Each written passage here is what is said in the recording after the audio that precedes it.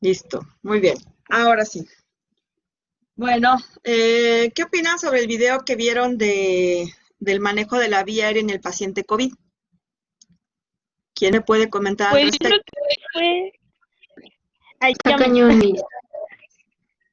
¿Está cañón? Sí, fue interesante, pero se ve más como que un poquito más difícil, ¿no? Por el hecho de estar debajo del plástico protector, Sí, es, por eso se siento que es requieren un dos poco más personas. complicado.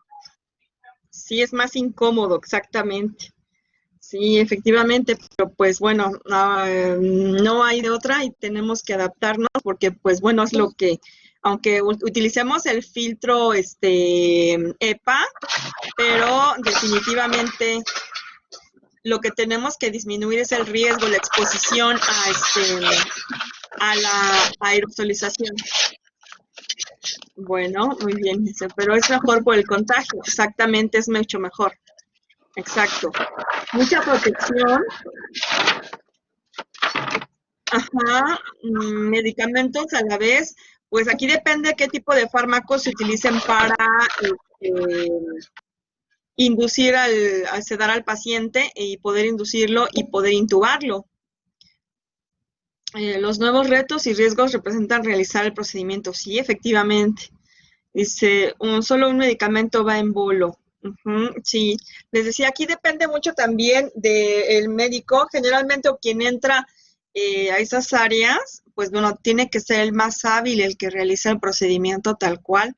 Eh, y pues no siempre tenemos a la mano anestesiólogos que son los que son expertos en manejar la vía aérea de los pacientes, pero exactamente, solamente para intubar a un paciente Min- solo tres. Exacto. ¿Sí? Te escucho. Perdón, eso le iba a decir que yo creo que es más difícil porque son menos personas. Eh, pues sí son menos personas, sobre todo para la enfermera, porque la enfermera tiene que preparar todo, o sea, para tenerlo listo y administrarlo en el momento. Porque en este caso, para la vía aérea son dos, y la enfermera tiene prácticamente que ver los medicamentos, la preparación de medicamentos, administración de medicamentos, y además, es que no, en las áreas COVID, pues bueno, si se tienen carros de paro para las áreas COVID, pero es que no todo el material se ocupa, no todos los medicamentos son como que, digamos que circulables, es decir, que no todos los medicamentos se mueven al mismo ritmo o con el mismo movimiento, así que dinámica o con el mismo tiempo que una unidad normal. Entonces, eh, sí hay al menos donde yo estoy, al menos hay un carro de paro para COVID, pero pues a reservas de que también a las salas, a las habitaciones donde están los pacientes, no se ingresa el carro de paro. Entonces, también esto nos complica a nosotros, pues eso. De hecho, cuando en las áreas COVID, nosotros los que estamos adentro de las áreas COVID no preparamos medicamentos, nos los preparan enfermeras que están afuera y nos los hacen llegar, o sea, nos los pasan a nosotros a través de, pues, las puertas de ingreso o las ventanillas de ingreso, pues nos las pasan, pero no, también eso nos complica un poco el tratamiento del paciente con COVID, que nosotros no los preparamos tal cual en esas áreas. Ya entran los medicamentos ya preparados, listos para administrar al paciente. Sí, Karina, te escucho. Es de mis, pero por ejemplo, en el video nos pasaron que son más de, o sea, prepararon como más de 5 medicamentos y los que se administraron fueron nada más 3. O sea, entonces eso también Ajá. interviene de parte del médico o dependiendo de cómo reaccione el paciente. Bueno, esencialmente podemos ocupar varios medicamentos para intubar a un paciente. Eh, ¿Qué tipo de medicamentos? Generalmente vamos a ocupar medicamentos que lo duerman un poquito, que lo relajen, para que puedan insertar el tubo con mayor facilidad. ¿Qué tipo de fármacos se pueden utilizar para intubar a un paciente? Puedo utilizar midazolam, puedo utilizar propofol, puedo utilizar succinilcolina, becuronio, cisatracurio, rocuronio, Entonces, aquí depende de qué medicamentos son los que elija el médico, ¿sí? Aquí generalmente, o sea, no voy a tenerlos, a lo mejor no podemos tener todos listos ni todos accesibles, pero aquí depende también decirle al médico, bueno, ¿qué es lo que usted va a requerir? ¿Qué medicamentos va a utilizar para tenerlos ya listos, cargados y ya disponibles para nada más administrarlos rápidamente en el paciente, en el momento oportuno, ¿no? Pero sí depende de ellos. Yo, por ejemplo, cuando van a intubar, siempre les digo a los anestesiólogos, ¿qué quiere que le cargue? Entonces ya ellos me dicen, pues cárgame citrato de fentanilo, o tienes etomidato, tienes midazolam, o bromuro de hidrocuronio, o sea, ya ellos me piden el medicamento que quieren, y ya lo cargo, prácticamente lo tengo listo para cuando vamos a intubar al paciente, que es así que cuestión de menos de 2 minutos prácticamente, que debo tener a la mano los medicamentos para administrarlos y que lo puedan intubar rápido al paciente. No me ha tocado intubar a un COVID, no me ha tocado, gracias a Dios, no me ha tocado, porque digo, sí implica un riesgo mayor todavía, a pesar del contacto que se tiene con ellos, pero intubado a muchos, sí, intubado, me ha tocado ver cómo intuban a muchos.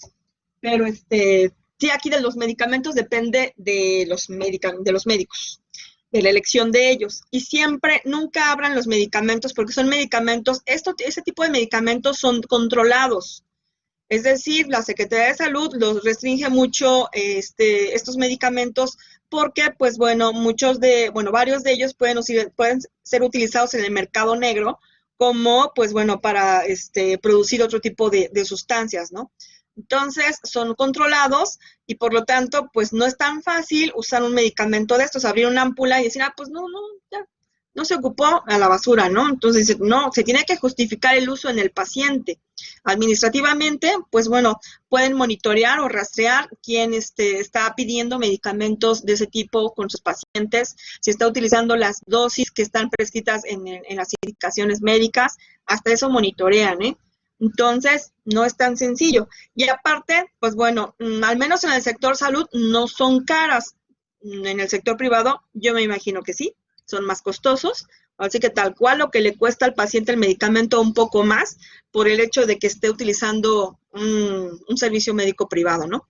Pero yo siempre les sugiero, pregúntenle al médico qué medicamentos va a utilizar para la intubación y ya ustedes van a tener listo lo que él va a ocupar. Y ya no van a andar corriendo 2, 3 veces porque luego resulta que el señor cree que somos adivinas y no nos dicen qué medicamentos van a ocupar y mejor ustedes adelántense a ello. Pregúntenle al anestesiólogo, al médico que va a intubar, qué medicamentos se requieren para el paciente y ustedes tenerlos listos lo más pronto posible y ya no corren 2 veces. Y solamente hasta el momento en el cual ya los tengan ahí, pues bueno, efectivamente, pues ya empezarlos a cargar, porque ya fueron decisión de ellos, ya es elección de ellos, y ya no de ustedes que utilicen o que abran 3, 4 ámpulas y nada más ocupen 1 o 2. Entonces, ahí sí. Bueno, muy bien.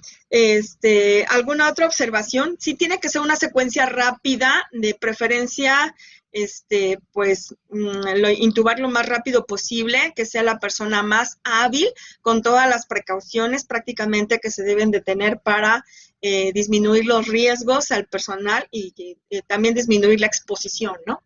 Muy bien. ¿Alguien más quiere comentar algo del video? Pues es prácticamente a lo que nos tenemos que ir adaptando actualmente, ¿no? Porque pues ya este virus pues, se va a quedar con nosotros hasta que haya una vacuna y pues, bueno, va a estar ya para siempre. Entonces tenemos que adaptarnos a lo que se presente, ¿no? Bueno, muy bien. Ahora sí. Bueno, debido a que no hay ningún comentario al respecto, voy a irme con ustedes directo a... Maestra, ¿Era aquí? maestra. Sí, era aquí. Maestra. Sí, ¿te escucho? Maestra. ¿Sí? ¿Sí es cierto que dicen que ya sacaron la vacuna?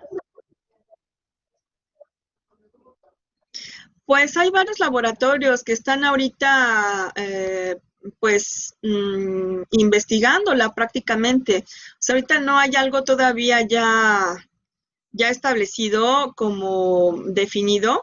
Entonces, por lo tanto, mientras, pues tenemos que ver hasta que hagan pruebas, hasta que ya se empiece la comercialización de la vacuna.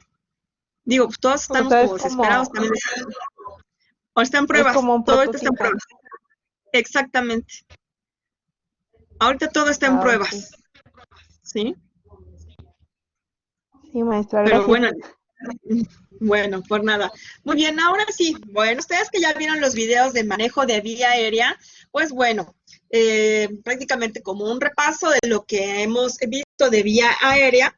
Bueno, pues tenemos para manejar la vía aérea pues de forma básica y bueno, posteriormente ya de una forma avanzada, que es lo que ahorita vamos ya a aprender a manejar, pues bueno, tenemos que tener también ciertos conceptos y también ciertas bases. No podemos partir de que, bueno, tengo que, no voy con la idea de que, pues, a todos los pacientes que me caigan en paro los voy a intubar, o todo el paciente que esté inconsciente va a terminar intubado. No siempre es así, pero, pues, bueno, muchas de las ocasiones vamos a tener que manejar la vía aérea de forma avanzada, con dispositivos avanzados. Bueno, pero primero que nada, vamos desde el primer paso. Antes de correr, tenemos que aprender a gatear. Entonces, por lo tanto, pues bueno, tenemos primero que aperturar la vía aérea. ¿Cuáles son las maniobras que conocemos para abrir la vía aérea? ¿Cuáles son, chicos? Extensión mandibular.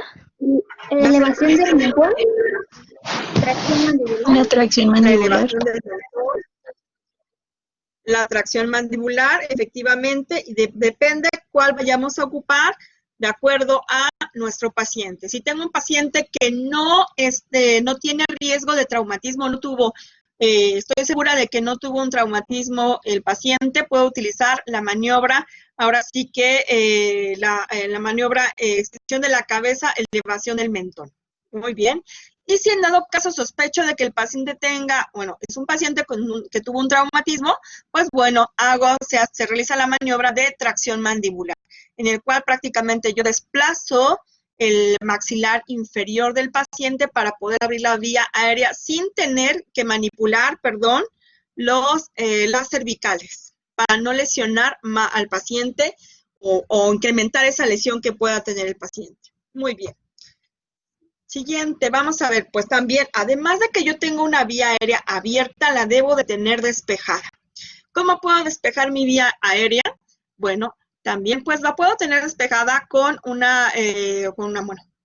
debo de aspirar secreciones con una sonda. Estas sondas las encuentran en los carros de paro, deben de estar ahí.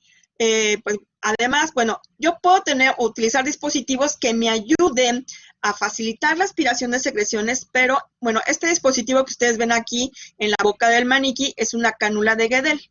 Esta cánula de Guedel me ayuda a mantener la vía aérea permeable para que la lengua no me obstruya, no se desplace. Acuérdense que en el paciente inconsciente la lengua se desplaza y me puede obstruir mi vía aérea. Entonces, la cánula orofaringea. ¿Cómo se llamaba? Cánula orofaringea. También se llama cánula de Guedel. Gracias. Ajá, muy bien. Bueno, entonces, esta cánula me ayuda a mantener la lengua en su lugar y que no se vaya hacia la parte posterior y me obstruya. Entonces, pues yo puedo utilizar estos dispositivos para ayudarme y aspirar a mi paciente. Ahora, bueno, ¿qué otro tipo de aspiración puedo utilizar en los pacientes? Bueno, puedo aspirar al paciente con una cánula semirrígida. Esta es la que a ustedes les recomendaron en el video. Esta cánula que se llama Yankauer. Estas cánulas son de un plástico semirrígido y además, pues bueno, también hay cánulas metálicas de este tipo. Estas son de uso quirúrgico predominantemente, que en los carros de paro yo no las he visto. Los he visto más en los quirófanos, ahí sí. Generalmente a veces lo ocupan para aspirar secreciones, para aspirar también a veces, yo veo que las ocupan más los anestesiólogos, ahí sí. Ahora, muy bien. Si yo tengo una vía aérea ya abierta y la tengo despejada, ¿de qué la puedo despejar? de alimento, bueno, de residuo alimenticio, de contenido biliar, de secreción propia de la boca, o también, por ejemplo, esta yo no puedo ocuparla para aspirar nasofaringe, únicamente la puedo ocupar para aspirar orofaringe. Y en dado caso, para aspirar una nasofaringe, pues bueno, puedo utilizar mejor una sonda. Se presta mucho más para aspirar al paciente. ¿Qué dispositivos puedo utilizar para mantener la vía aérea abierta? ¿Se acuerdan cuáles son? Ya la abrí, ya la despejé. Ahora, ¿cómo mantengo una vía aérea abierta?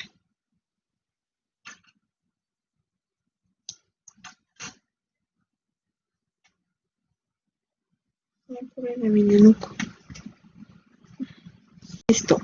Bueno, vamos a ver cuáles son. Ahora, tenemos la conocida, la que les había comentado, la cánula de Guedel o la cánula orofaringea.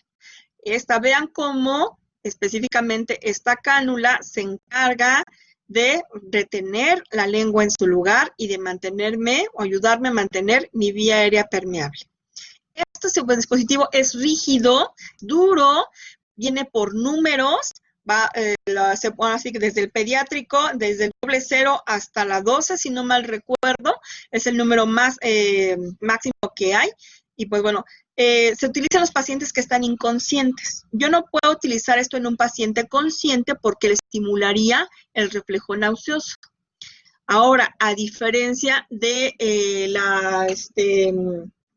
la cánula nasofaringea, pues bueno, este es de un plástico más blando, es prácticamente como ¿qué será? Como las perillas de caucho con las que aspiran a los recién nacidos, es un poco más blandita todavía, un poco más blandita. Entonces, fácilmente se puede insertar a través de la nariz y, bueno, me ayuda, bueno, digamos que es un auxiliar para que pueda yo al menos, vean como si la lengua se me desplazara, prácticamente me obstruye acá, pero este dispositivo llega todavía un poco más a la parte posterior, más bien más inferior, y me puede ayudar a mantener una vía aérea permeable. Ahora, ¿cuándo lo utilizo? Bueno, si el paciente tiene un traumatismo en la boca y no puedo insertar la cánula orofaringea, pues me voy por la nasofaringea. Si un paciente tiene traumatismo cráneoencefálico en el cual tenga fractura en la base del cráneo, pues bueno, evito este dispositivo y utilizo este. Aquí sí tenemos que ver con qué paciente sí lo puedo utilizar y con cuál no. Este dispositivo, la cánula nasofaringea, se puede utilizar en los pacientes que están semi-inconscientes y los que están, pues, conscientes. Sí es un poquito incómodo la inserción, es como si nos introdujeran una sonda nasogástrica, pero prácticamente nada más en lo que se introduce, en lo que hace este caminito es lo único que molesta en la inserción, prácticamente es lo único. Después ya no le produce al paciente reflejo nauseoso, y además de que pues a mí me va a facilitar tener una vía aérea permeable. Ahora, muy bien. Esta es la cánula orofaringea. Las cánulas orofaringeas, les decía, vienen por números, vienen también por colores. Yo no me aprendo los colores porque hay unas que vienen todas blancas, entonces me aprendo el número. Depende de qué tipo de paciente tenga, es el número de cánula que yo voy a ocupar. ¿Cómo le hago para medir la cánula orofaringea? Tengo que considerar desde la comisura labial, prácticamente desde esta parte de aquí, de la esquinita aquí de la boca, donde está la comisura labial, hasta donde está el lóbulo de la oreja. Es digamos, el estimado correcto, es la medición correcta para calcular el tamaño idóneo de la cánula orofaringea. Bueno, ¿y cómo se inserta este dispositivo? Este dispositivo se inserta prácticamente, vean, no lo puedo meter en el mismo sentido en el que va a quedar. Vean, se inserta, y de hecho también lo explican en el video del American Heart, lo explican cómo se inserta prácticamente. Yo tengo que meter el dispositivo, la cánula, digamos que en sentido contrario a cómo va a quedar, y hasta llegar prácticamente a esta zona, es cuando roto en un ángulo de 180 grados la cánula, para que quede así y ya pueda terminar de insertarla completamente en el paciente. También se puede de Bueno, ladito, ¿no? así queda. Pues prácticamente sí, casi lo hacemos como de lado, o sea, no un poquito de lado, no es completamente que digas, queda, digamos que en la parte, ¿cómo decirte? En la parte media, en la parte intermedia de los labios, ¿no? Sino generalmente lo abordamos un poquito de ladito, no es tanto que lo hagamos en la mitad exactamente. Muy bien. Y aquí pues ya me queda permeable, yo puedo utilizar una mascarilla para ventilar al paciente, sé que este dispositivo me ayuda para que no me obstruya la lengua, la vía aérea, puedo hiperextender al paciente y también lo puedo aspirar a través de esta cánula. El video me muestra una cánula que no tiene orificio intermedio o interno. Esto sí. Estos tienen un orificio que llega hasta la punta y yo puedo introducir una sonda, para aspirar al paciente sin problema. De aquí depende qué paciente sea el French de sonda que yo voy a utilizar para aspirar a mi paciente. Muy bien. Bueno, una vez colocado un dispositivo avanzado, ¿cómo debe ser ventilado un paciente? ¿Con qué frecuencia lo deben de ventilar?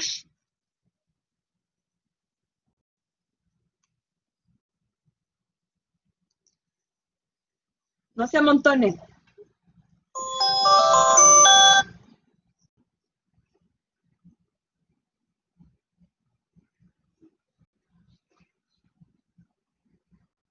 Bueno, a ver, vamos a ver.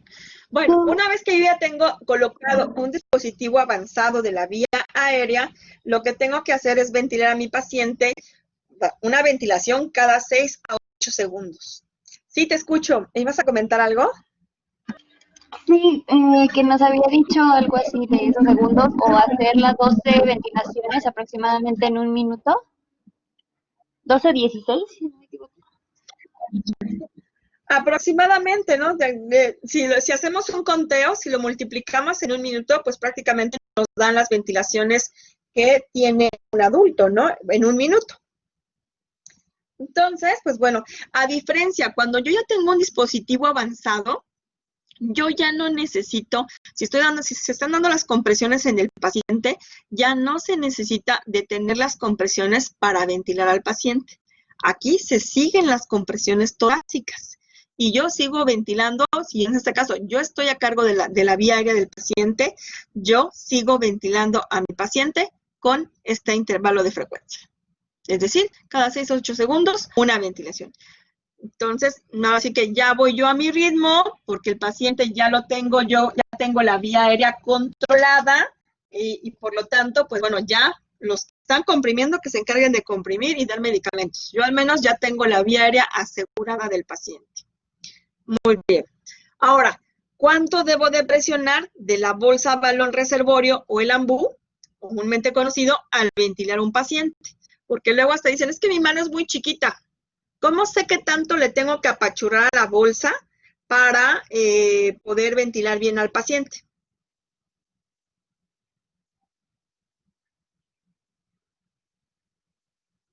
Hasta poder lograr ver la expansión del tórax.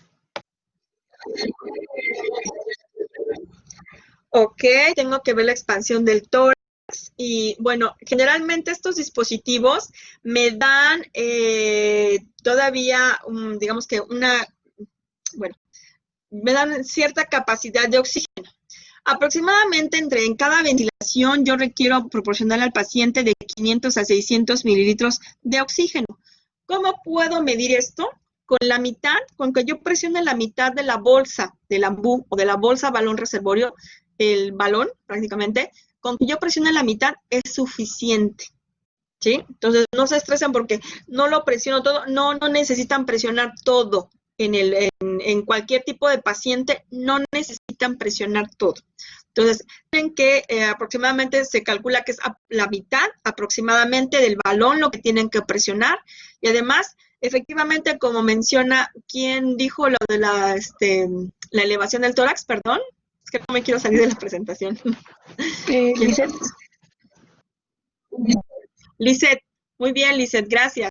Lisette, tiene razón, Lisette, efectivamente tenemos que ver que se eleve el tórax del paciente. Muy bien. Bueno, ¿qué ocurre si ventilo excesivamente a mi paciente? Son cosas que pueden venir en sus casos de su examen final, entonces váyanselas como que, digo, pues no aprendiendo, pero sí qué posibilidades de casos podrían venir en su examen final. ¿Qué ocurre si ventilo a un paciente? ¿Qué puede pasar? Hiperventilar. Porque luego no falta el despistado. ¿Mandé?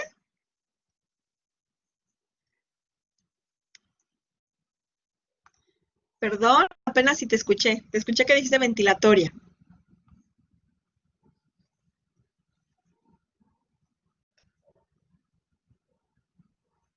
¿Una depresión ventilatoria? Bueno,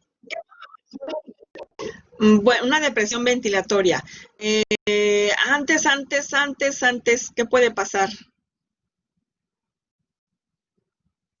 ¿Alguna ruptura? ¿Alguna ruptura? ¿Cómo de qué? Los bronquios de, no sé, parte del pulmón. De los No se rompen. ¿El riesgo de una infección, maestra? No, ahí solamente si manipulamos la vía aérea sin guantes y Riesgo de... No, bueno, sí, sí. pero ¿cómo decía? Por mucha humidificación. Riesgo de contaminación, pues, de bacterias.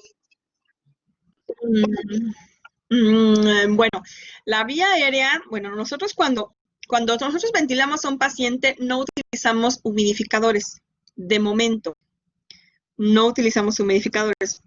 Lo que sí, la bolsa balón reservorio se puede conectar al oxígeno, sí, se tiene que conectar a una toma de oxígeno, porque precisamente para eso tiene el reservorio. La bolsa que está después del balón se llama reservorio. Y ese reservorio prácticamente es para que tenga un plus, un extra de oxígeno ese dispositivo. Bueno, lo tengo conectado al oxígeno. Pero en sí, yo el aire, el oxígeno que no está siendo humidificado. Entonces, bueno, ahí no estoy, cuando ya lo tengo intubado y lo conecto a un ventilador, ahí sí tengo que administrarle oxígeno al paciente humidificado. Es como con los catéteres nasales. El catéter nasal, si ustedes lo colocan directo a la toma de oxígeno, pues al rato el paciente va a tener reseca la mucosa nasal, se le van a, puede tener epistaxis por la misma resequedad y puede tener ruptura de capilares en la mucosa nasal. Y bueno, el oxígeno, por lo tanto, se tiene que administrar húmedo, pero cuando ya tenemos así que una vía aérea avanzada, pero conectada a un ventilador. Mientras yo te lo esté ventilando con un ambú, no voy a poder humidificar el aire que yo introduzca al paciente. Bueno, entonces, ¿qué pasa si yo ventilo? Porque les decía, nunca falta el despistado, que están comprimiendo al paciente y él sigue el ritmo de las compresiones, sobre todo cuando no es anestesiólogo.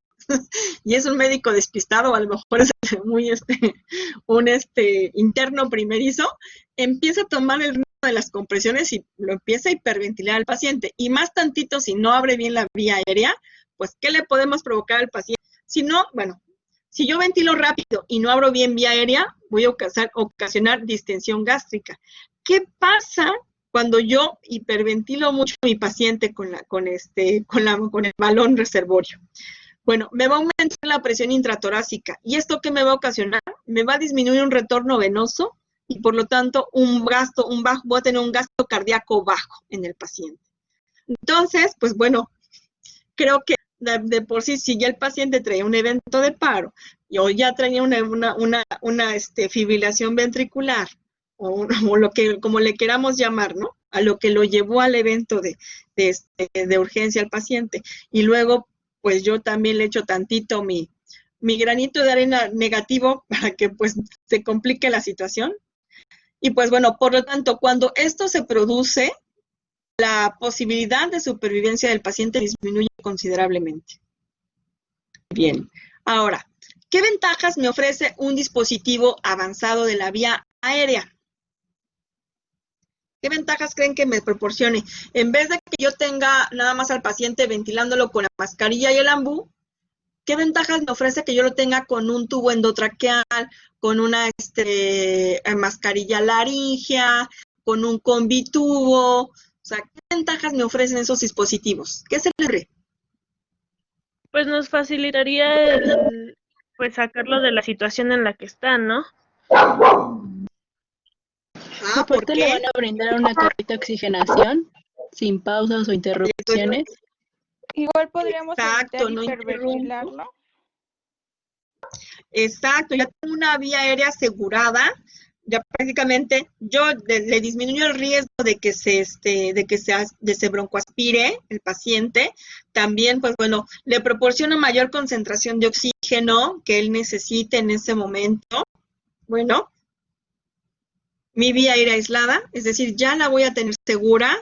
Le reduzco el riesgo de aspiración al paciente. Reduzco las interrupciones, algo que acaban de mencionar muy importante, ¿no? Es decir, pues bueno, si ya lo coloqué, pues bueno, ya no voy a tener que interrumpir prácticamente las compresiones torácicas si se le están administrando las compresiones al paciente. Ahora, tenemos varios tipos de dispositivos para el manejo de la vía aérea avanzada. Este es uno, ¿se acuerdan cómo se llama?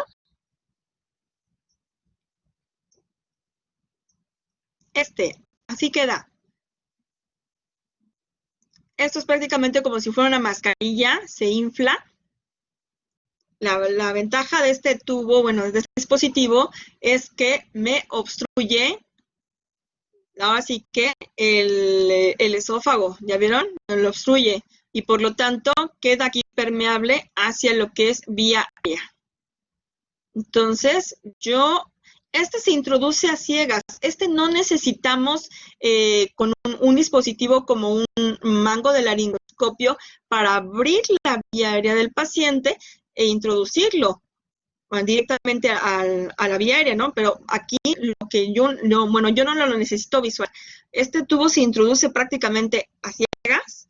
Se lubrica nada más la mascarillita, porque es una mascarillita muy chiquita, prácticamente como del tamaño de una hoja, pues bueno, como que será, como, pues, híjole, pues que será como unos 3 centímetros o 5 centímetros a lo mucho.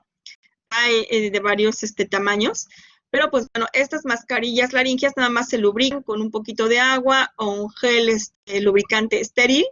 Recuerden que nosotros cuando vamos a introducir un dispositivo de este tipo, pues bueno, sí sabemos que la boca del paciente no está estéril, pero no podemos o no debemos de introducir más microorganismos de los que ya pueda tener el paciente en la boca, ¿no? Entonces, tenerle un gel o agua un poquito nada más para que deslice más rápido. Voy a regresar un poquito, vean cómo prácticamente, aquí lo está haciendo sin guantes, no es un maniquí, pero cuando se hace con el paciente, prácticamente se llega a veces a introducir un dedo, el dedo índice, que me ayude a, digamos que a detener un poquito la lengua en lo que yo introduzco la mascarilla laringea y se introduce así en esta dirección. Se introduce y ya cuando queda ya, no, así que hasta que llegue al tope, hasta que ya no nos deje introducir más, es cuando ya llega acá, prácticamente, ahora sí que a la hipofaringe, y es cuando nosotros tenemos que inflar el globo que tiene. La mascarillita, perdón, la mascarilla se infla, esta. Y entonces yo ya puedo ventilar a mi paciente de una manera más confiada, en la cual, pues bueno, siempre que se inserta un dispositivo de vía aérea avanzada, tengo que verificar que el paciente esté ventilando, es decir, lo tengo que auscultar.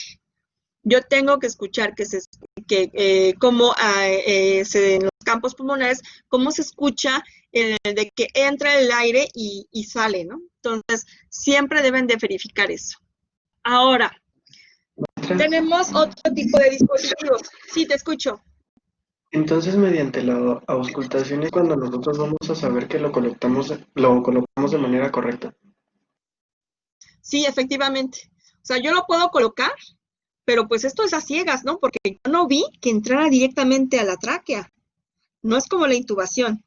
La intubación aquí sí yo tengo que utilizar el laringoscopio para ayudarme a abrir la vía aérea. Tengo todavía que hiperextender un poquito más la cabeza del paciente para visualizar ahora sí que las cuerdas bucales e introducir el tubo para que quede directamente en la tráquea.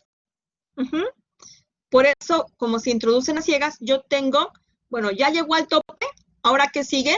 Empieza a ventilarlo, pero tengo que auscultarlo para escuchar el ruido de que entra el aire y de que sale. Bien, muy bien. Ahora sí que de este tipo de mascarillas laringias, pues tenemos, ahora sí que hay varios números y bueno, también se insuflan, por eso la jeringa, perdón que me regrese otra vez, por eso la jeringota con la que se insuflan, ¿por qué es tan grandota? Pues porque generalmente la capacidad, esta mascarilla que entra desinflada. Y como entra desinflada, pues bueno, yo la tengo que inflar para que quede bien obstruido aquí, esta parte, ¿no? Entonces, yo cuando le insuflo, le introduzco el aire, yo puedo ocupar, generalmente se ocupan de 40 o entre 30 y 40 mililitros de la jeringa. Entonces, por eso es una jeringota tan grandota, es una jeringa de 50 mililitros. Ahora, ya que queda inflada, pues bueno, ya entonces sí, ya sé que va a quedar completamente obstruida la vía digestiva y permeable la vía aérea del paciente. Muy bien. Ahora, ¿qué más? ¿Qué otro dispositivo tengo? Ay, perdón, ya me lo brinqué. Ahora, si tengo el tubo faringio, este tubo faringio, el cual, bueno, es muy similar, nada más que este tiene dos globos. El primer globo, bueno, se inserta también muy similar. Las características que tiene este tubo es que el tubo tiene como no está redondo completamente, sino que está como anguladito, para que al momento de introducirlo, prácticamente predomine que se vaya hacia lo que es el esófago. ¿Qué pasa si puede ser insertado, si se inserta a la vía aérea? Bueno, no pasa nada, tendría que quedarse ahí. Este globito me sirve para obstruir el esófago, pero hay unos dispositivos en el cual el mismo globo, donde yo puedo utilizar, aunque quede en la vía aérea de este lado, tiene, digamos que hay forma de que yo pueda administrarle oxígeno al paciente a través, aunque tenga este globo en la vía aérea. Hay tubos que el globo completamente sella y en este caso, si se me va la vía, yo lo tengo que retirar y lo tengo que reinstalar nuevamente. Lo idóneo, y como está hecho de esta forma, así como anguladito, como si fuera en piquito prácticamente, pues bueno, predomina que se vaya hacia la vía digestiva. Por lo tanto, pues aquí tengo el segundo globo, que me queda a nivel de faringe, me impide que la lengua también se me desplace y me ocluya la vía aérea, y además, pues yo puedo administrar el oxígeno que va a través de orificios que están en esta parte, y directamente el oxígeno va a ir hacia la vía aérea. Con este puerto de entrada yo puedo insuflar los dos globos y también con este mismo puerto se desinflan ambos globos. Y ya únicamente aquí conecto mi ambú, en este caso, o en dado caso el ventilador. Esto es momentáneo, no lo puedo dejar muchos días, no puedo tener una vía digestiva obstruida. Esto es es asegurar una vía aérea, pero en dado caso que yo no tenga dispositivos para intubar a mi paciente. Yo requiero tener una vía aérea segura, pues uso este dispositivo. Después ya se le cambiará el tubo al paciente y se intubará correctamente. El dispositivo también nada más es, si tengo un paciente que tiene una vía aérea difícil para intubar, pues bueno, se me puede ayudar, pero no es que este dispositivo deba permanecer en el paciente. Recuerden que el paciente en estado crítico también requiere tener alimentación. Entonces, ¿cómo lo vamos a alimentar? Pues tengo que meter una sonda nasogástrica u orogástrica para pasarle alimentación al paciente. Y la alimentación en paciente crítico, generalmente no podemos dejar más de 48 horas a un paciente sin alimentación. Le puedo estar administrando electrolitos, glucosa a través de las venas, a través de un catéter, pero requiere muchos nutrimentos que no se los dan, no se los puedo dar en vía intravenosa. Bueno, a menos que fuera una solución parenteral, ¿verdad? Pero una nutrición parenteral, perdón, es mucho más riesgo también. Y depende, no todos los pacientes se van a nutrir por la vía parenteral. Ahora, bueno, muy bien. ¿Qué otro dispositivo ¿Con qué otro dispositivo se cuenta? Con el Combitubo. Bueno, este Combitubo prácticamente tiene 2 lúmenes. Y de hecho también a mí lo menciona así en el manual, perdón, en el video del American Heart, que tenemos un lumen azul y tenemos otro lumen prácticamente pues del mismo color del tubo, un color como tipo transparente o ligeramente blanquecino. Pues bueno, a través de tenemos ahora sí que los 2 tubos. Bueno, ¿qué características tiene este tubo? Tengo 2 globos, uno en la parte distal que va a quedar prácticamente abocado a lo que es la vía digestiva, me va a obstruir el esófago. Aquí tengo también orificios en los cuales, bueno, yo puedo, vean cómo este Combitubo también tiene un orificio, por si se inserta en lo que es vía accidentalmente, si llegara a entrar a vía aérea, pues bueno, yo puedo seguir ventilando a mi paciente, aunque haya quedado mal colocado el tubo, ¿no? Por lo idóneo es que el primer globo quede obstruido, con este globo quede obstruido la vía digestiva. Pues bueno, también este tubo tiene orificios a través del cual, pues bueno, yo empiezo a ventilar al paciente y el oxígeno directamente va a vía aérea. También tiene un balón que me obstruye prácticamente la faringe, que pues bueno, me ayuda a que no tenga yo una obstrucción de la vía aérea. Si hay este tipo de dispositivos, no tienen el mismo, no se usa más bien el mismo número que los tubos endotraqueales.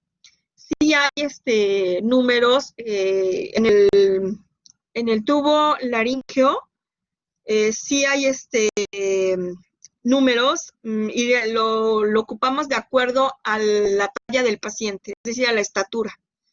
Hay del número 3, 4 y 5, y de acuerdo a la estatura del paciente, el 5 es como para pacientes que están arriba de 1,80, que miden más de 1,80. El 4 es como el estándar para nosotros, los mexicanos, entre 1,52 y antes del 1,82. Y hay el número 3, que son para pacientes pues más bajitos, que prácticamente hasta se pueden utilizar en pacientes, digamos, pediátricos, ya como tipo, pues ya escolares, adolescentes, ¿no? Que miden entre 1,21 y 1,50 de estatura. Ahora, el Combitubo, bueno, este tubo, bueno, tiene, si no mal recuerdo, hay uno de 37 French, es muy grueso, y hay uno de 41 French. También, ¿cuál voy a utilizar? Depende de la estatura de mi paciente. Si el paciente mide más de 1,50 o más de 1,60, se utiliza el de 41 French.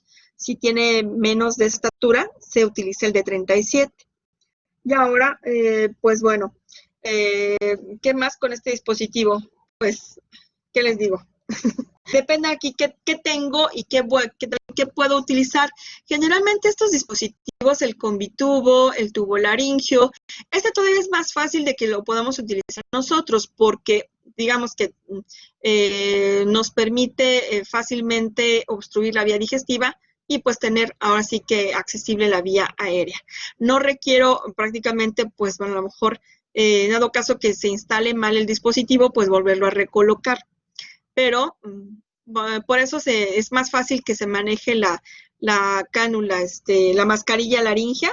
Y también tenemos mascarillas laringeas que tienen aspiración subglótica continua, o sea, es decir, en vez de tener, bueno, tienen el lumen o el puerto de entrada, perdón, para llenar la mascarilla de aire, pero también tienen otro para que lo conectemos directamente a la aspiración y esté continuamente aspirando al paciente. También tenemos esos tubos endotraqueales que aspiran, que tienen ese dispositivo, ese puerto, para estar aspirando continuamente la vía aérea del paciente. Sí, sí los hay, ¿eh? Muy bien. ¿Qué desventajas tiene? Vamos ahora al dispositivo más socorrido, digo más socorrido a nivel intrahospitalario, porque a nivel intrahospitalario manejamos más, ocupamos más la intubación cuando tenemos un compromiso de la vía aérea. ¿Qué desventajas tiene la intubación en nuestro paciente cuando lo vamos a intubar? ¿Qué le podemos provocar? ¿Qué se les ocurre? De dientes. Sí, que le tiren un diente al paciente, efectivamente. Si yo no sé utilizar el laringoscopio, le puedo tirar un diente al paciente, efectivamente. ¿Qué otra cosa? Igual mandarle algún diente a la vía aérea. Sí, que el diente que yo quite, que yo tire, o que yo fracture, se me pueda ir a el resto a lo que es la vía aérea y obstruírmela. Exactamente. ¿Qué otra cosa? ¿Qué otra desventaja tiene la intubación orotraqueal? O el hecho de utilizar un dispositivo, una intubación. ¿Ocasionar alguna lesión? Ocasionar, sí, recuerden que está muy irrigado la nasofaringe y podemos ocasionar ruptura de capilares y provocar epistaxis. Bueno, cuando es nasotraqueal, ¿no? Pero orofaringia, pues también podemos lesionar el epitelio faringeo. ¿Qué más? El nervio vago. ¿Mandé? Estimular el nervio vago. Pues ya estaría sedado, ¿eh? Ya no tendríamos por qué estimular el nervio vago porque él ya estaría bajo sedación. Ya no tendríamos por qué. A ver, vamos a ver. Traumatismo en orofaringe. Colocación incorrecta del tubo. Esto es muy común. Cuando no tienen la experiencia de colocar el tubo, pues bueno, lo único que ocasiona es la intubación del esófago. Y pues por eso les mencionaba hace rato, sí, siempre que colocamos un dispositivo de vía aérea avanzada debemos de verificar que que se encuentre ventilando el paciente. Entonces, no nada, ya vi que sí se sube y se eleva y desciende el tórax. No, escúchalo, auscúltalo, para ver qué es, que tú te cerciores de que estás escuchando los sonidos, los ruidos de cómo entra el aire y sale el aire del tórax del paciente. Además, bueno, también cuando vamos a intubar a un paciente, ¿qué pasa? Que se tienen que interrumpir las compresiones y las ventilaciones. No se puede intubar a un paciente cuando lo están comprimiendo. Se tienen que detener generalmente. Entonces, por eso lo idóneo es que quien tenga que intubar, pues bueno, sabemos que nadie nace aprendiendo nadie nace sabiendo las cosas, tenemos que practicarlas, ¿no? Pero, pues bueno, al menos de un intento, si no lo logras, pues bueno, deja que otro lo haga para que no demores la intubación del paciente. Es como nosotros con las venoclisis, ¿no? Cuando vamos a colocar una venoclisis, pues bueno, al paciente que tiene unas venas preciosas, que se le saltan sin que le ponga yo la ligadura, que está en el mejor sitio, en el sitio idóneo para que yo inserte el catéter y quede bien, como tengo todo lo contrario, ¿no? Un paciente que está en paro cardíaco, que están dando compresiones torácicas, que están moviendo todo, y pues yo tratando de insertar un catéter en una vena del paciente. Entonces, ahí sí, créanme que cuando están reanimando un paciente, no se detienen las maniobras para poder conseguir un acceso venoso. Ahí sí no. Para intubar al paciente sí, se detienen, pero para que ustedes coloquen un acceso venoso, no. Entonces requiere todavía mucho más destreza, ¿no? De ustedes. Muy bien, ahora sí. ¿Y cuáles son las ventajas del tubo endotraqueal? ¿Qué ventajas me ofrece? Que se ventila, no llegamos a esófago, generamos broncoaspiración. Ajá, sí, muy bien. y ya se puede conectar ¿Qué directamente más? a la ventilación mecánica. Ya no hay necesidad de sacar el tubo y de cambiarlo. Exacto, ya no tengo que cambiar un dispositivo avanzado y por el tubo, ¿no? Entonces ya tengo el tubo definitivo que se le va a quedar al paciente y por lo tanto, pues ya ese permanece. Me tiene una vía aérea permeable, segura, además de que, pues bueno, me disminuye el riesgo de aspiración porque yo ya tengo la vía aérea ya, digamos que controlada. Y además de que, pues también igual que los otros dispositivos, me va a permitir administrarle altos porcentajes de oxígeno también.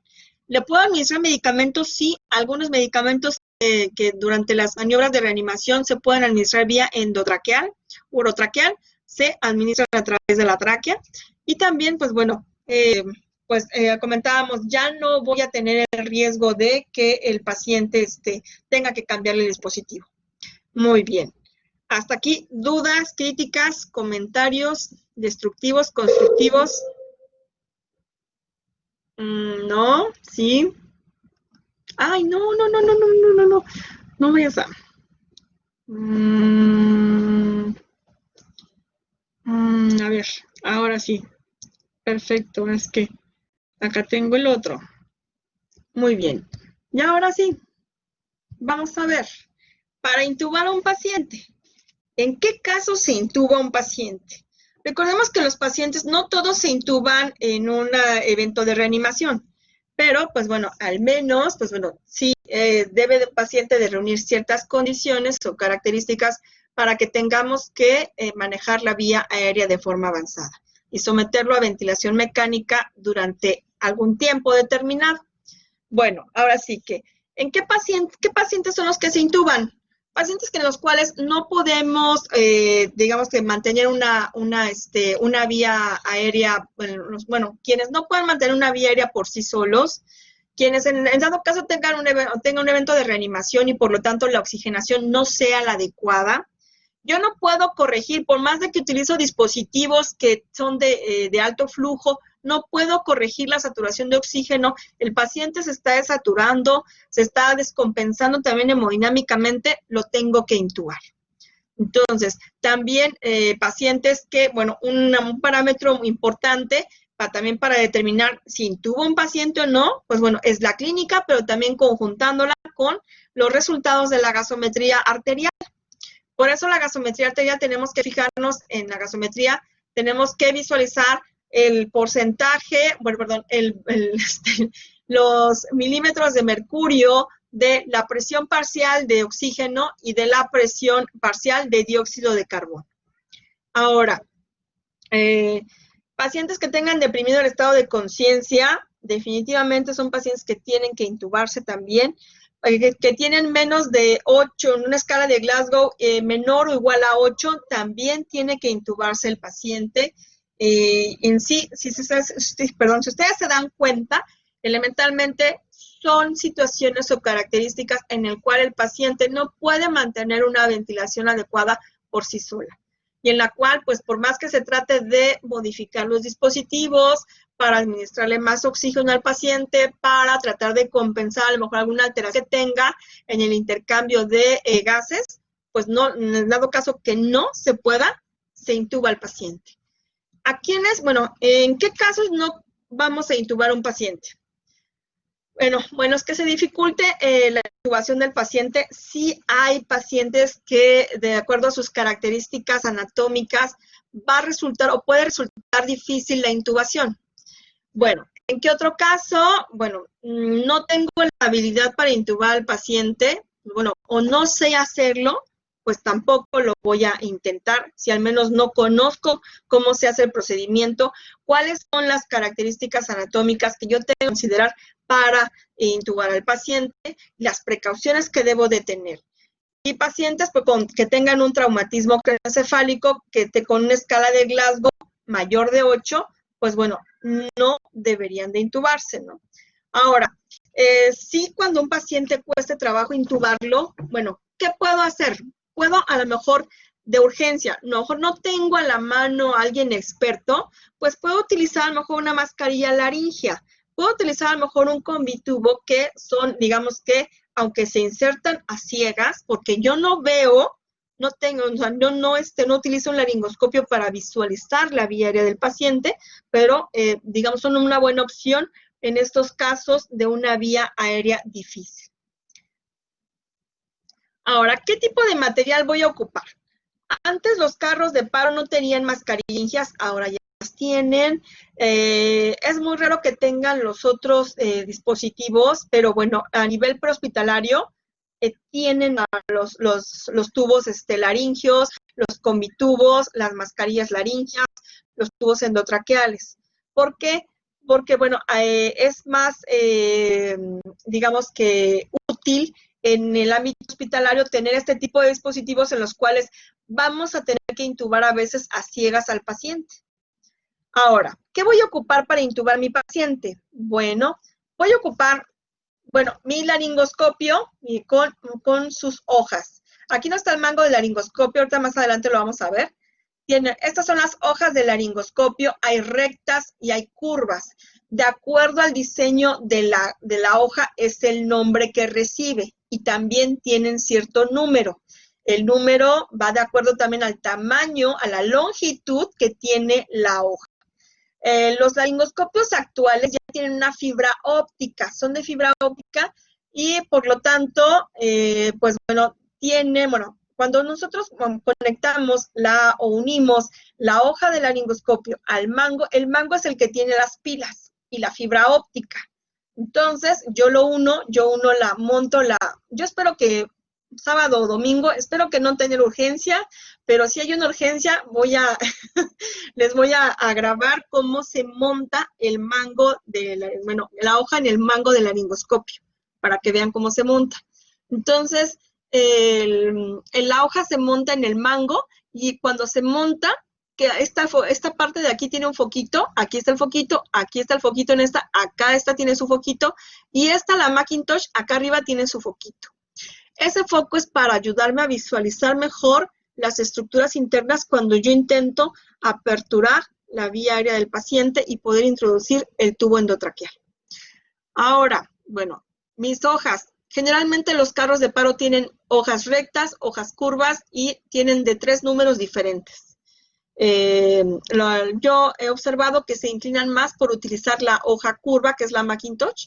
La dan más por la curvatura que tiene, es más fácil que utilicen una recta. Ahora, ¿qué más vamos a utilizar? Pues mi mango de laringoscopio, voy a ocupar cánulas endotraqueales. ¿Qué número de cánula? Generalmente para hombre ocupamos la 8 y para mujer entre 7 y 7,5. Aquí depende de la complexión del paciente también qué tipo de cánula vamos a ocupar. Si tenemos a un paciente que de verdad es muy alto, que está muy robusto, pues nos vamos entre 8 y hasta la 9, Pero yo siento, ya cuando yo veo la 9, yo digo, ya es como para el toro. Perdón la expresión, pero yo sí digo, como para el toro. De tan gruesa que está y es más larguita. Entonces, generalmente el estándar oscila entre 7 y máximo 8 para el adulto. Las cánulas endotraqueales tienen, ahora sí que es un plástico semirrígido en el cual tienen en la punta un globo. El globo me ayuda a tener, digamos, que este dispositivo de cierta forma un poco fijo en la vía aérea, pero pues tampoco crean que este globo la va a mantener ahí, porque si yo inflara mucho ese globo, me va a producir prácticamente una necrosis en la mucosa de la vía aérea. Entonces, no debe de estar prácticamente este globo, digamos que no lo consideren que es la única forma de sujetar al tubo. Ahorita yo espero, en cuanto termine la presentación, les enseño cómo fijar un tubo endotraqueal. Muy bien, ¿qué más vamos a ocupar? Pues vamos a ocupar, aparte del tubo, del mango del laringoscopio, la hoja del laringoscopio, voy a ocupar con qué voy a fijar este tubo. Pues hay dispositivos muy elegantes para fijarlos, que son fijaciones de cánulas que en las mejillas les quedan como parches hidrocoloides y que, prácticamente evitan el uso de tela adhesiva. Pero cuando tenemos una urgencia, y no tenemos esos dispositivos elegantes, no todos siempre están accesibles, son un poquito caras esas fijaciones, pues bueno, utilizamos tela adhesiva para fijar la cánula en el paciente.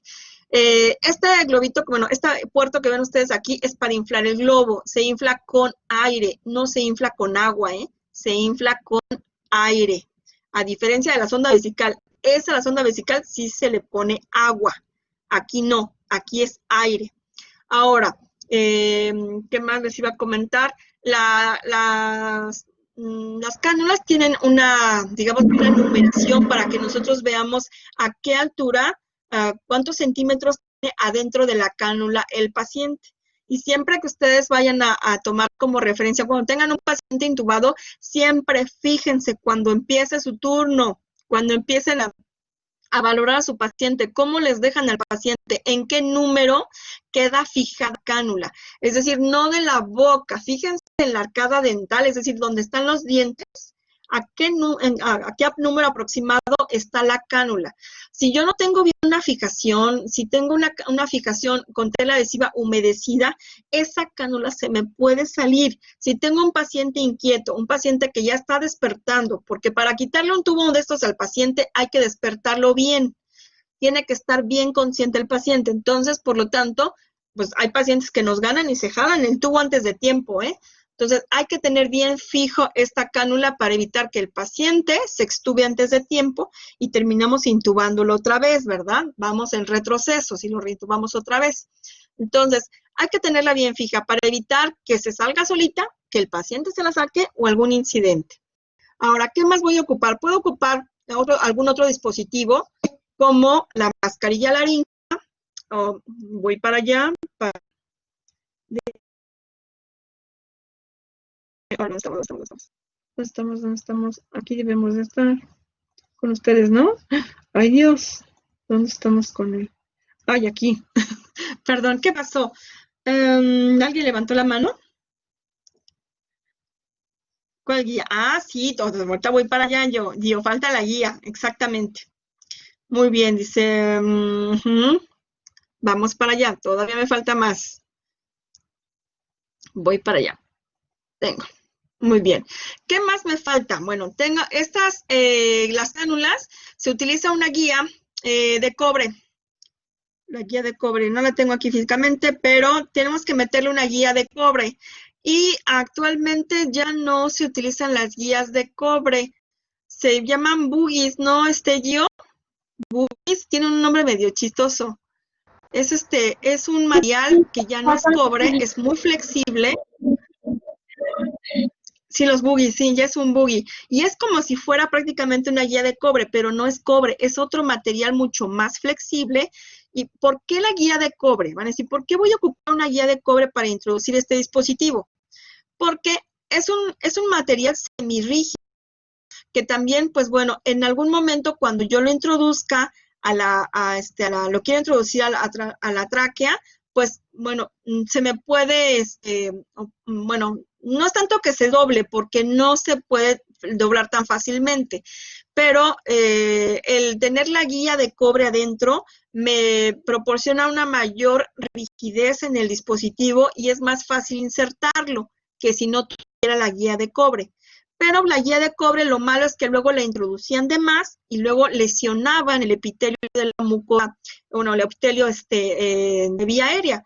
Y por lo tanto, pues bueno, los boogies es un dispositivo, pues no es de cobre, no, además, aunque se utilizara el boogie o la guía de cobre, no debe de rebasar la punta de la cánula, no debe de salir de la punta de la cánula.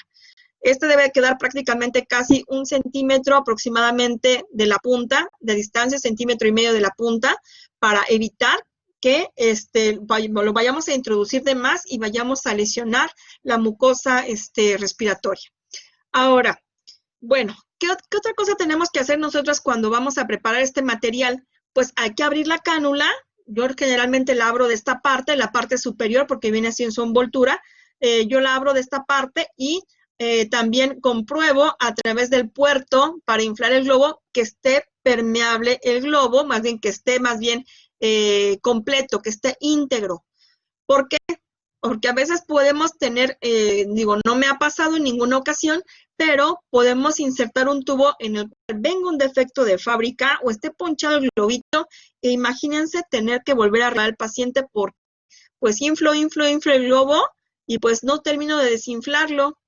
¿Qué pasa si yo inserto un tubo en el cual pues el globo no está funcionando? Prácticamente al momento de que entra el aire del ventilador a través del tubo en el paciente, se escucha cómo regresa el aire y luego hasta el paciente ronca. De verdad, se escucha cuando el paciente ronca. Por lo mismo de que a través del espacio que quede entre digamos que el diámetro de la vía aérea y el tubo, queda un espacio en el cual el aire puede regresar a través de la boca. Y sí se escucha cuando el paciente ronca, se escucha. Bueno, o cuando tiene fuga la cánula, así le decimos, tiene fuga la cánula, sí, porque se escucha prácticamente cómo sale el airecito, aunque sea poquito, sale a través de la boca del paciente, porque a lo mejor el globo ya se ponchó, ya no, o ya tuvo una fisura, y por lo tanto hay que cambiar ese globo, o sea, esa cánula. No puede tener un paciente una cánula con un globo disfuncional. Ahora, ¿qué más voy a ocupar de material? Bueno, ya hemos dicho la cánula, el laringoscopio, las hojas del laringoscopio, mi guía de cobre o mi boogie. También voy a tener, hay quienes utilizan epinefrina en spray, lidocaína en spray y lo ponen en la punta. El evento es que, pues bueno, la lidocaína, pues bueno, funciona como un anestésico y aparte, pues, digamos que les permite, aperturar más vía aérea. Yo la verdad no entiendo el fundamento de eso, pero bueno, que sí es un anestésico, sí, pero pues que les ayuda a aperturar más vía aérea, no creo, ¿verdad? Bueno, por los efectos farmacológicos. Puedo tener tela adhesiva disponible para sujetar el tubo, mi jeringa para insuflar el globito del tubo. Además también debo de tener también todo lo necesario, además como lo que es el ambú, obvio tengo que estar ventilando al paciente desde antes con una mascarilla y el balón reservorio. ¿Qué puedo tener además? Mi estetoscopio es de cajón también porque tengo que auscultar al paciente después de la intubación. No es necesario que yo lubrique el tubo, no es necesario lubricar el tubo, como en la mascarilla laringea es así, pero el tubo no se lubrica. Muy bien. Ahora, ¿cuál es la técnica de la intubación orotraqueal? Pues bueno, prácticamente al paciente hay que se coloca en decúbito, prácticamente hay que hiperextender la cabeza del paciente. Tenemos ahora sí que, como si hiperextendiéramos la cabeza como si el paciente prácticamente, como si estuviera ahora sí que en una posición, como dicen, de olfateo. De preferencia podemos colocarle debajo de la cabeza una almohada, digo, si en ese caso, o un rollito de sábana, yo le pongo a veces hasta un campo, luego cuando se les dificulta, les pongo un campo cerrado, unos campos se los pongo debajo del cuello para que puedan hiperextender y puedan visualizar mejor las cuerdas bucales. Ahora, de lo que se trata con esta posición es de alinear los ejes, digamos que los 3 ejes que se consideran para poder intubar a un paciente, cumplir esa secuencia, el eje oral, el eje laringio y el eje faringio. El eje oral, el eje faringio y el laringio prácticamente tienen que quedar casi alineados, por eso se hiperextiende la cabeza del paciente. Por eso también a veces la almohada, pues bueno, a lo mejor en la cabeza aquí no nos queda mejor acá, en esta parte, para poder facilitar la hiperextensión de la cabeza del paciente. Vean cómo los ejes quedan más alineados cuando se hiperextiende la cabeza del paciente. Ahora, ¿qué sigue? Siempre que vamos a intubar a un paciente, primero lo tenemos que estar ventilando.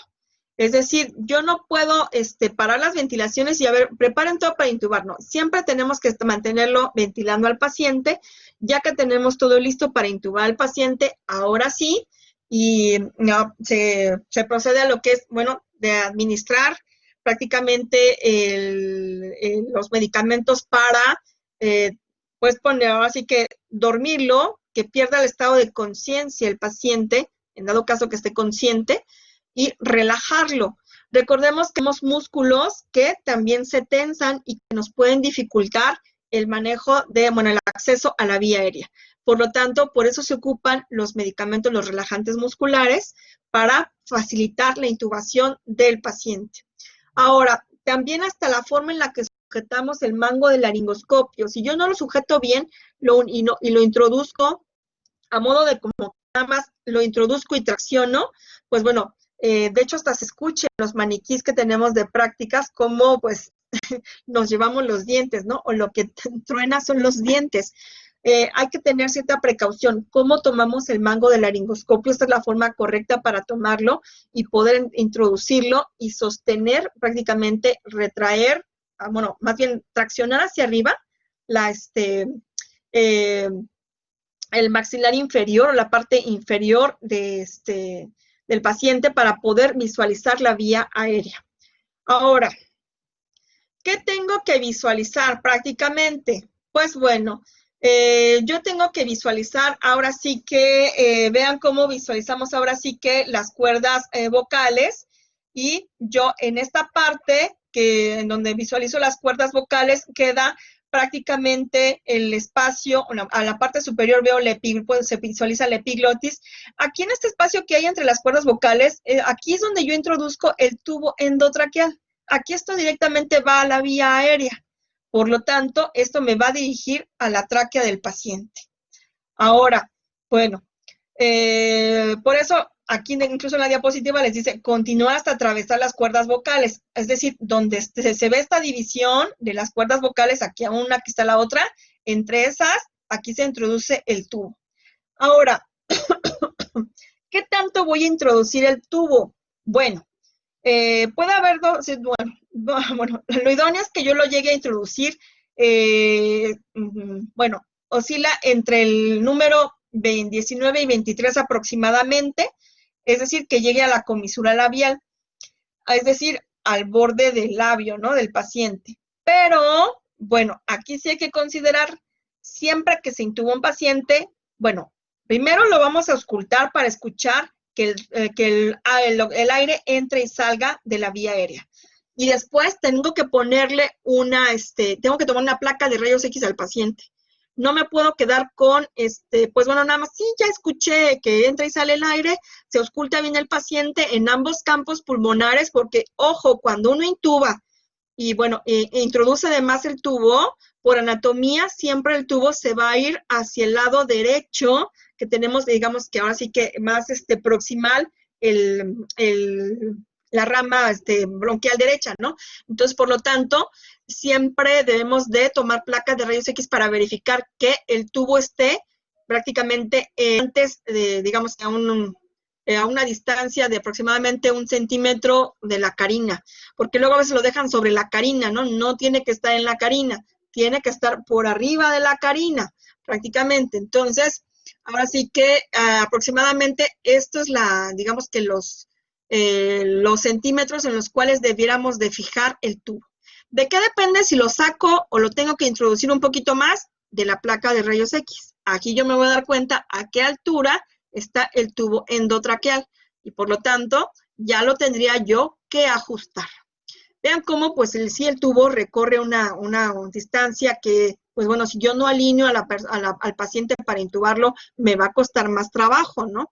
Bueno, ya una vez que nosotros tenemos el tubo adentro, pues bueno, se insufla el globo y, bueno, se tiene que auscultar que en ambos campos pulmonares se escuche el murmullo vesicular adecuadamente.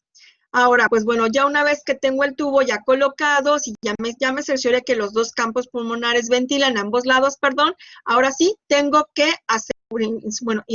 asegurar bien la cánula endotraqueal. Ahora, pues bueno, hay diferentes tamaños de tubos endotraqueales. Los tubos para paciente pediátrico no tienen globo. ¿Por qué no tienen globo? Porque la mucosa de la vía aérea del paciente pediátrico todavía es mucho más susceptible al daño que pueda sufrir por presión que le llegue a ocasionar el globo de las cánulas. Por lo tanto, las cánulas de los bebés no tienen globo. En esas todavía debemos de extremar más cuidados porque fácilmente se me puede extubar más ese paciente pediátrico. Entonces, digo, los adultos no quiere decir que no, pero el globo me ayuda un poquito, pero no lo hace todo. La fijación que yo haga por fuera del dispositivo, esa va a ser prácticamente mi herramienta vital para que el tubo no se me desplace y no se salga. Y también, obvio, la vigilancia del paciente, porque luego hay cada paciente travieso que se jana los tubos, de verdad. Bueno, ahora, vean cómo el tubo no podemos meterlo prácticamente no podemos meterlo todo prácticamente. Tenemos la distancia adecuada es de 1 a 2 centímetros por encima de la carina para que pueda ventilar ambos bronquios, ¿no? Tanto derecho como izquierdo. Y bueno, aquí, viene la fórmula para los lactantes, calcular el tipo de tubo que se utiliza en ellos, de acuerdo prácticamente, pues, la edad, ¿no? Y bueno, vamos a ver. No, aquí ya no, espérenme. Ya me voy para acá. Ahora, muy bien, voy a salirme de esta para que me puedan ver. Voy a prender la luz de su casa de ustedes, porque estoy bien romántica, a ciegas. Aquí está. ¿Cómo la dejo de compartir? A ver, listo. A ver, híjole, déjenme peino. A ver, aquí estoy. Bueno, muy bien. Aquí tengo a mi bebé. ¿Ya lo vieron? ¿Sí lo ven? Sí, Sí, profe. Sí. Muy bien. Dejen prendo la luz. Está muy romántico. Listo. ¿Cómo fijo el tubo en un bebé? En un bebé, bueno, lo idóneo que tenemos que hacer es limpiar la carita del bebé, sobre todo lo que es la parte superior de sus labios, esta parte también de sus mejillas, porque aquí vamos a fijar el dispositivo. Es diferente cómo fijamos el dispositivo en un adulto a un paciente pediátrico. En el paciente pediátrico limpiamos la carita y colocamos, ahora sí que podemos colocar protector cutáneo, que hay toallitas que son como el Benjuí. El Benjuí es súper agresivo para la piel, no se recomienda ya. Se utilizan ya más, son protectores cutáneos de marcas farmacéuticas que ayudan prácticamente a que se adhieran mejor el micropor o la tela adhesiva. En este caso, en el paciente pediátrico, las fijaciones para adultos... Sí, te escucho. Miss, ¿podría ponerle en compartir video en su pantalla? Lo que pasa es que la pantalla se ve muy pequeña. Sí, listo. Ya le puse compartir video. ¿Lo ven? Ya. Ya, perfecto. Ahora sí yo soy la que me veo chiquita. Bueno, muy bien, aquí está mi bebé. Entonces les decía yo, siempre procuren limpiarle la carita primero. ¿Con qué le pueden limpiar la carita? Se la pueden limpiar hasta con una torunda bien exprimida para que no le dejen alcohol aquí en la piel al bebé y no que se le vaya el alcohol a la nariz. Entonces, pues bueno, limpian la superficie de la piel, le pueden poner un protector cutáneo, que son como las toallitas que húmedas con alcohol, pero es un material que facilita la adhesividad de micropor o de algún otro dispositivo, incluso del mismo Tegaderm, facilita la adhesividad. ¿Qué voy a hacer? Primero voy a poner ahora sí que una tira de micropor en el pasito, coloco aquí. Primero pongo un micropor. Es menos agresivo el micropor en el paciente, por eso pongo primero micropor. Y ya después me voy a poner lo que es tela adhesiva. Digo, esta es una fijación muy sencilla, ¿no? Para el tubo, pero aquí tengo mi tela adhesiva. Ay, perdón, estoy moviendo el tubo. Es que una tela adhesiva muy, prácticamente, como por aquí así. Ahora. Siempre tengo que seguir digamos que ahorita me la corté un poquito más gruesa. Ay, esta tela adhesiva es medio feita, se despelucha. Bueno, muy bien. Siempre tengo que abarcar prácticamente la parte que yo utilicé, cubrí de micropor, ahí va a pasar mi tela adhesiva sobre esa piel. Porque si yo lo pongo el tela adhesiva sobre la piel, vean cómo voy a dar vuelta al tubo del paciente. Le estoy dando una vuelta, doy 2 vueltas y vuelvo a regresarme para volver a terminar prácticamente esta trayectoria de la tela adhesiva sobre el micropor. Corto. Ahora va la segunda. Si yo hice las vueltas en esta dirección, la segunda tela adhesiva va en dirección contraria. Ahora va la segunda. Esta ya no, esta está muy fea. Siempre que ustedes vayan a manipular una cánula endotraqueal de un bebé, le vayan a cambiar la fijación, siempre, nunca ustedes solos. Siempre que alguien los esté apoyando y sostenga el tubo del bebé y no lo mueva.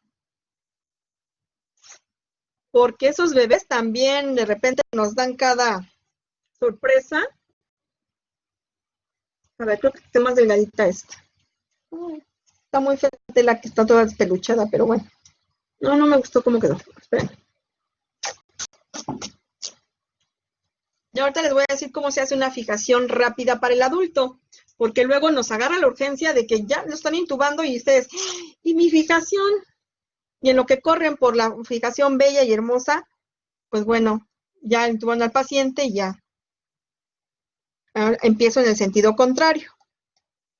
Ahora doy 2 vueltas en el tubo, sobre el tubo del paciente. Ay, perdón, es que es un popote. Doy 2 vueltas y regreso a la misma trayectoria que tiene mi micropor base. Corto. Obvio que aquí, pues es como es un muñequito, pues no se fija bien, ¿verdad? Pero cuando lo hacemos bien, bonito, con cuidado, prácticamente el tubo queda más fijo en el bebé. Vean cómo yo lo tracciono y sí me da cierta fijación. Bueno, ahorita ya, ya lo jalé de más. Pero además, cuando limpiamos bien la piel y le ponemos con alcohol o con le ponemos algún protector cutáneo, o simplemente con que le limpien con alcohol la piel para que no tenga grasita, eso les ayuda bastante para que quede bien fijo. Esto sobre todo, este tipo de fijaciones son en neonatitos y en lactantes menores, ¿sí? Este tipo de fijaciones. Porque ya el que nosotros ya le pongamos una fijación que haga o que quede completamente circundando la cara del paciente o la cabeza del paciente, tendemos a provocarle más lesiones a los pacientes, a los neonatitos o a los lactantes. Muy bien. Ahora, ¿cómo voy a hacer la fijación para un paciente adulto? Ahora, ahí les va. ¿Cómo yo calculo hacer la fijación de la cánula? Muy bien. Una tela adhesiva de aproximadamente son 3 centímetros, son 2 dedos. Yo lo que hago es esto. ¿Cómo la mido? En el chiquito, pues sí me pude dar cuenta. Básicamente, ahí déjenme quito la pinza porque la pinza no me deja. Yo lo que agarro, obvio que tengo mi cabello todo sujeto en el hospital. Yo lo que hago es, ay, a ver si no se me quedan los cabellos aquí pegados. Le mido así. Le puedo medir así, directamente. Calculo por qué. La distancia que supera de mi boca es lo que yo voy a tener disponible para enrollar el tubo ya cuando lo vaya a fijar. Esta distancia es la idónea para realizar la fijación en el paciente. Corto. Y ahora sí, ¿qué hago? Los extremos los corto a la mitad. Un poquito así, lo dejo así. ¿Qué puedo hacer? Mi abatelenguas, yo ya lo partí. Pongo mi abatelenguas, fijo de un lado, fijo del otro. Ay. Ay, ya corté un poquito de más, no pasa nada. Lo fijo del otro, ok. Y ya lo único que resta es doblar prácticamente la tela adhesiva para que no quede adhesivo aquí. Si ya se dieron cuenta cómo la estoy doblando. Ahora el otro extremo también tengo que hacer lo mismo. Parto la mitad. Me ayudo a fijar para que no se me Digo, a mí me la enseñaron así en urgencias y me funciona súper rápido porque no tengo, porque imagínense, si no utilizo mi abatelengua, se me pegan toda la tela adhesiva y para despegarla, pues está canijo. Ya lo único que hago es unir la tela adhesiva, doblarla prácticamente. La doblo, la doblo, la doblo, termino de darla y esta parte ya no queda, ya no tiene adhesivo porque ya la doblé. ¿Ya vieron? Y entonces yo lo que hago es proceder a esto, ya a fijar la cánula en el paciente. Ahora, aquí tengo un prototipo también que me encontré por aquí en su casa de ustedes, que es una máscara de, no sé de quién, pero de una película por ahí de terror, creo. Pero ahorita vamos a ver cómo quedaría fijada la cánula. Ahora, vamos a ver. Déjenla, ahorita lo recorto. Me puede costar un poquito más de trabajo. Bueno, vamos a ver. Ahora, Miss, voy a baje su inclinar para que la cámara, vean. por favor. ¿Sí lo ven? ¿Lo pueden ver ahí? Ya, ¿no? Ya lo ven. A ver. Es que sí tengo que sesgar más la pantalla. No sé quién sea, pero bueno. No sé quién sea, pero bueno. Yo dije, lo voy a entubar hoy. Bueno, muy bien. ¿Cómo quedó? No está la cabeza completa, ¿verdad? Pero obvio, yo calculé de acuerdo a mi cabeza, a mi tamaño, esto prácticamente tiene que quedar así. Es decir, ¿yo qué hago? Ahora sí, lo que voy a hacer es despegar prácticamente mis telas adhesivas del abatelenguas. Y ahora sí, voy a circundar, voy a dar vuelta. Estas telas adhesivas me van a ayudar a darle vuelta a la cánula. ¿Ya vieron?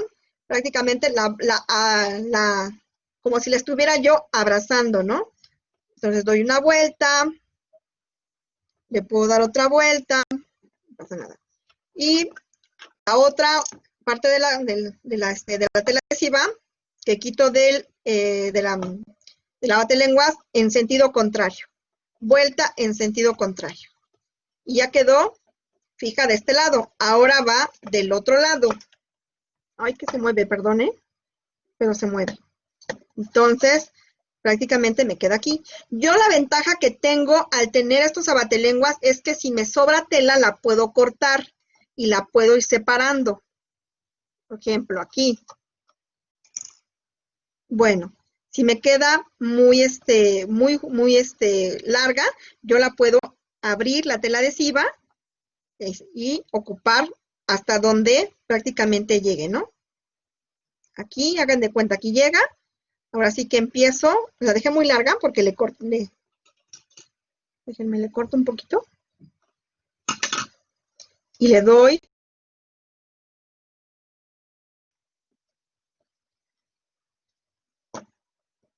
Digo, esta es la fijación, la mejorcita, porque hay otras fijaciones que nos recomiendan también hasta incluso en libros, pero de verdad no, yo no les tengo miedo a los pacientes cuando ya empiezan a despertar, sí les tengo miedito porque se jalan los dispositivos. Al menos, hagan de cuenta que queda así. Entonces, prácticamente esta fijación ya me ayuda a que el dispositivo quede más fijo, porque está en ambos lados y aparte ahora sí que la tela adhesiva que yo tengo en la parte posterior me ayuda a que no se salga. Porque si yo utilizo fijaciones que nada más son en la parte aquí anterior de la cara, como en el paciente lactante, pues bueno, a veces el paciente de la misma tos, ¡pum!, va para afuera la cánula. Incluso, bueno, aquí está la adhesiva esto. Por lo tanto, yo siempre para cambiar la cánula, pues bueno, empiezo a quitar la tela adhesiva en el mismo sentido en que fue dándole vueltas cuando se colocó. Digo, es una ventaja que me ofrece esta fijación de este dispositivo. Entonces, las otras, les digo, a mí sí me da más miedito porque hay pacientes en que solo tosen y con el simple hecho de toser va para afuera la cánula. Muy bien. Entonces la verdad que queda mejor así cuando no tenemos el dispositivo elegante. ¿Cuál es el dispositivo elegante? Prácticamente son las fijaciones de cánula que tiene, ay, no me acuerdo cómo se llama esa farmacéutica, pero en las mejillas tiene parche hidrocoloide para evitar que nosotros lastimemos al paciente con esto, en dado caso que utilicemos tela adhesiva, y además tiene acá en la parte superior, es digamos que una estructura plástica que hace que la cánula me la fija así, prácticamente como si me la abrazara acá, desde acá arriba. Entonces, por lo tanto, y si se adhiere, tiene un también adhesivo que permite que no se me desplace la cánula. Entonces, sí son más bonitas, pero también pues son más costosas, ¿no? Y también más prácticas de colocar, sí, todavía mucho más prácticas de colocar que esta.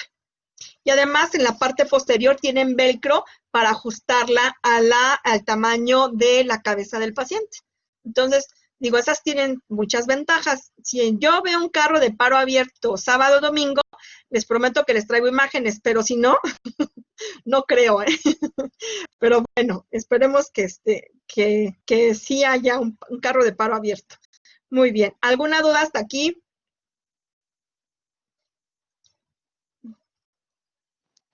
No, ninguna, profesora. Mejor lleven.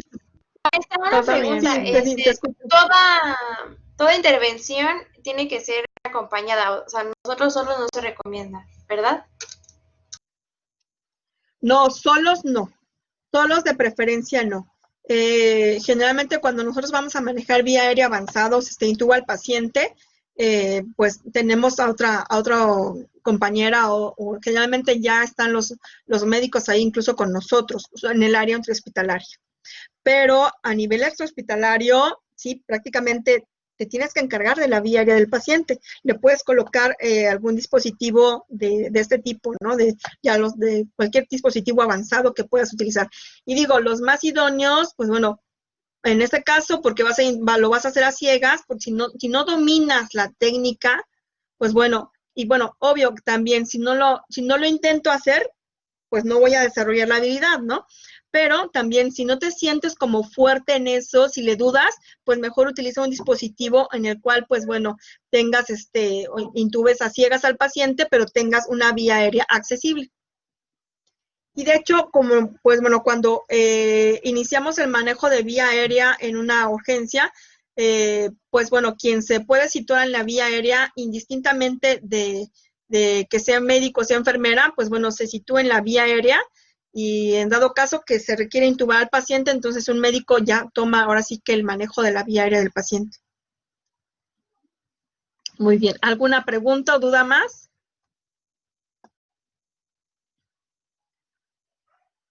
No, mejor lleven, ¿no? No, ahorita está lo COVID. Ahorita está el COVID y no. Antes sí me los llevaba, pero ahora ya no puedo. Ya es más riesgo para ustedes. Bueno, muy bien. Pues chicos, este viernes, bueno, no, bueno, aparte de que sabía que me iba a llevar prácticamente casi las 2 horas con el manejo de vía aérea y que vean ustedes el video, ya ahora sí, el lunes está con nosotros el enfermero hemodinamista que les había dicho. Sí, el lunes ya está con nosotros sin falta y nos va a explicar qué hace en su trabajo para que, pues bueno, se enamoren más de la profesión o decidan que si ustedes hacen alguna especialización, un diplomado, etcétera, etcétera. Entonces, pues sobre todo para que sepan qué hace un enfermero en esas áreas específicamente. Bueno, pues muy bien, chicos. Ay, no, ¿por qué no? Ay, no, ustedes son de martes. Bueno, si no es el martes, porque creo que él tiene guardia los martes en hemodinámica en la noche, ya no le da tiempo de llegar en la hora de la clase, entonces a lo mejor es hasta el próximo viernes, en el cual lo veamos a él. Muy bien, ¿les parece? Bueno, el viernes. No, las que he realizado en Blackboard, ¿a esas se refieren? Pues yo según ya le di que sí. Según yo ya le di que sí, que que estuvieran accesibles para ustedes, pero lo voy a verificar para que ya queden listas. Bueno, también ya se las subo, chicos. Hay unas a las que les he hecho modificaciones para agregarles otro tipo de, digamos que, reforzar en imágenes, que no queden las ideas tan vagas. Sí, muy bien. Bueno, claro que sí, chicos. Bueno, pues si no hay otro comentario más, o otra duda más, pues nos vemos el martes. Bueno, cuídense mucho, que tengan bonito fin de semana. Gracias, mi. Nos vemos. Gracias. No, ¿de qué? Bye, profesora. ¿De qué? Cuídense, bonito fin. No, por nada, chicos. Hasta luego. Hasta luego.